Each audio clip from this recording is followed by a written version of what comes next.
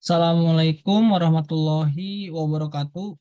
Di sini perkenalkan nama saya Muhammad Reza Laing, yaitu dengan NIM 2021021037 dengan dosen pembimbing yaitu Ibu Ida Musdavia Ibrahim, SMM.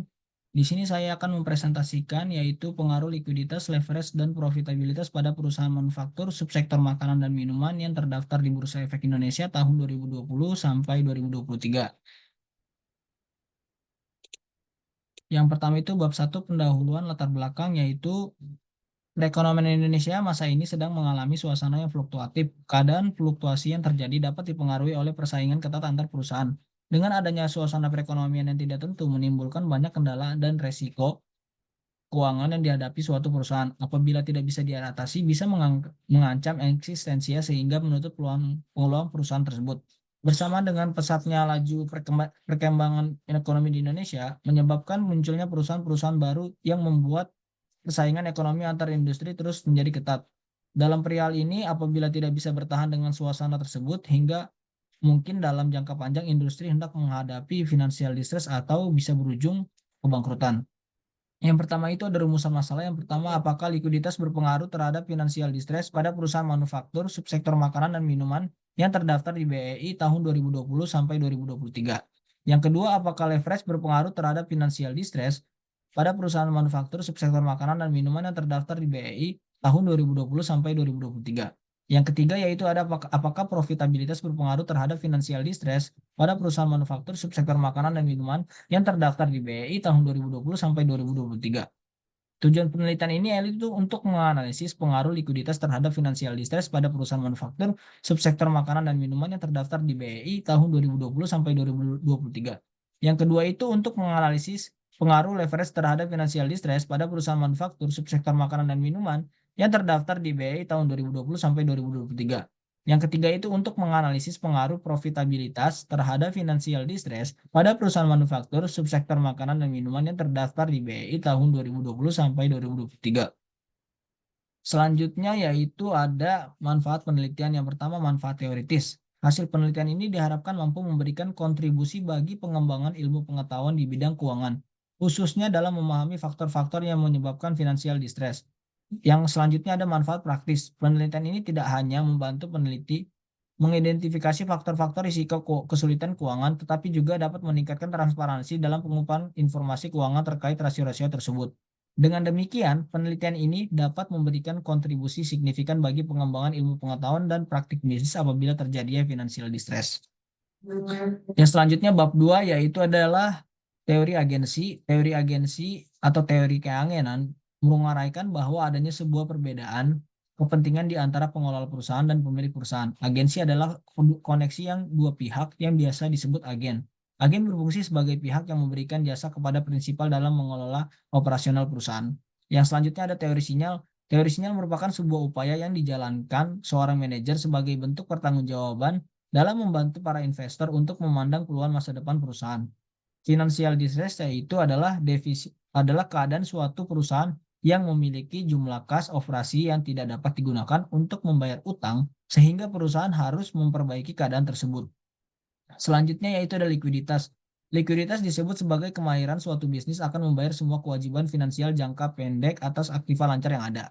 Leverage adalah pengaruh biaya tetap terhadap imbal hasil yang diperoleh pemegang saham. Yang dimaksud dengan biaya tetap adalah biaya yang tidak naik turun seiring dengan perubahan penjualan perusahaan. Selanjutnya yaitu ada profitabilitas. Profitabilitas adalah kemampuan perusahaan untuk menghasilkan keuntungan yang menjadi dasar dalam pembagian dividen kepada pemegang saham. Selanjutnya di sini ada gambar kerangka pemikiran, yaitu hipotesis pertama, likuiditas berpengaruh terhadap financial distress pada perusahaan manufaktur subsektor makanan dan minuman. Hipotesis kedua yaitu leverage berpengaruh terhadap financial distress pada perusahaan manufaktur subsektor makanan dan minuman. Hipotesis ketiga yaitu profitabilitas berpengaruh terhadap financial distress pada perusahaan manufaktur subsektor makanan dan minuman. Hipotesis yang terakhir yang keempat yaitu likuiditas, leverage, dan profitabilitas berpengaruh terhadap financial distress pada perusahaan manufaktur subsektor makanan dan minuman. Selanjutnya bab 3 yaitu metode penelitian. Pada pendekatan ini, penelitian ini menggunakan pendekatan kuantitatif yang berfokus pada pengumpulan dan analisis data numerik untuk menguji hipotesis yang telah dirumuskan. Teknik pengumpulan data yaitu jenis data adalah data sekunder. Jenis data yang digunakan dalam penelitian ini adalah teknik dokumentasi. Nah, dokumentasi ini biasanya berbentuk laporan keuangan. Selanjutnya, populasi perusahaan manufaktur subsektor makanan dan minuman yang terdaftar di Bursa Efek Indonesia pada tahun 2020 sampai 2023. Selanjutnya, sampel penelitian ini terdapat 112 sampel pada 28 perusahaan manufaktur subsektor makanan dan minuman pada tahun 2020 sampai 2023. Nah, teknik analisisnya itu yang pertama ada statistik deskriptif, model data panel, pemilihan model data panel, uji asumsi klasis, dan uji hipotesis. Selanjutnya bab 4 yaitu hasil dan pembahasan. Di sini terlihat uji Chow, uji Hausman, dan uji Lagrange multiplier. Yaitu yang pertama uji Chow nilai probabilitasnya 0,00 yang artinya bahwa di bawah 0,05 maka model fix efek terpilih. Yang kedua yaitu uji Hausman nilai probabilitasnya 0,6319 yang artinya di atas 0,05 maka model random efek terpilih. Di sini uji LM nilai probabilitasnya 0,0000 yang artinya di bawah 0,05 maka model random efek yang terpilih. Selanjutnya yaitu ada uji hipotesis. Nah, uji F ini CR current ratio, DFL degree financial leverage, dan ROA return on asset secara bersama-sama berpengaruh terhadap financial distress. Selanjutnya koefisien determinasi. Koefisien determinasi nilai adjusted R square sebesar 0,061947.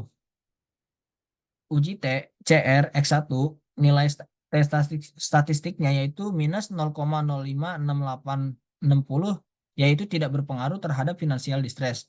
DFL yaitu X2 yaitu nilai statistiknya sebesar minus 3,119584 yaitu berpengaruh terhadap financial distress. Selanjutnya yaitu ROA nilai statistiknya itu 0,948424 tidak berpengaruh terhadap financial distress. Selanjutnya yaitu ada uji normalitas. Uji normalitas nilai Jarque Bera sebesar 2,776995 dengan probabilitas 0,249450, maka data uji tersebut berdistribusi normal. Selanjutnya kesimpulan yaitu likuiditas tidak berpengaruh terhadap financial distress. Yang kedua leverage DFL berpengaruh terhadap financial distress. Yang ketiga profitabilitas ROA tidak berpengaruh terhadap financial distress. Yang terakhir likuiditas, leverage, dan profitabilitas tidak berpengaruh terhadap financial distress. Selanjutnya yaitu bagi peneliti menambahkan variabel lain. Yang kedua yaitu menambahkan periode penelitian yang lebih panjang. Bagi investor, lebih memperhatikan DFL utang piutang sebagai dasar pengambilan keputusan sebelum melakukan investasi pada perusahaan makanan dan minuman.